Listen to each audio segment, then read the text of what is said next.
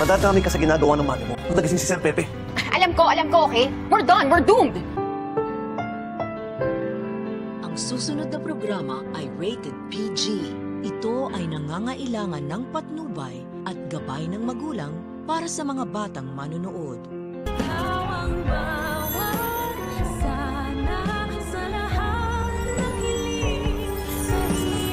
Gusto ko na ma-familiarize yung sarili ko dito sa lugar nyo kasi mukhang matagal-tagal tayo magkakasama.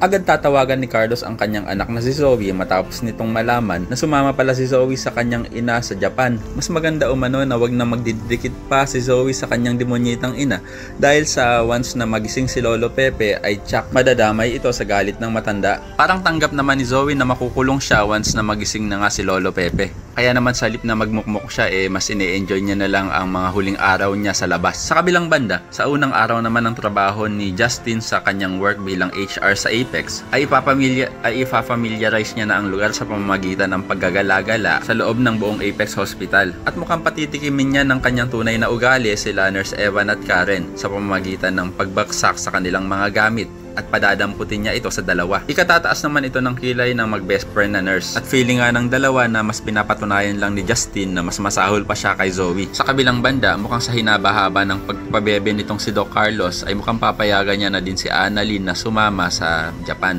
At obvious naman kasi dahil last year pang pinapakita na magkakasama nga sila Annalyn at ang kanyang ina pati si Doc Javier at masayang namamasyal nga sa buong Japan. Sa kabilang banda, mukhang inuumpisahan ng manipulahin nitong si Eric ang kanyang dating asawang si Giselle. Sasabihan kasi ni Eric si Giselle na pagdating sa trabaho ay wala namang problema kay Giselle dahil matalino ito at lahat ng mga desisyon niya ay tama. Pero pagdating sa personal life ay doon siya pumapalya. Kaya naman si Giselle ay mapapahiya na lang. Kaya naman kung isa ka rin sa mga umaasang sana hindi magtagumpay si Eric sa kanyang masamang balak sa Apex ay pakilike ang video na ito and don't forget to subscribe. Thanks for watching and see you next time. Bye-bye.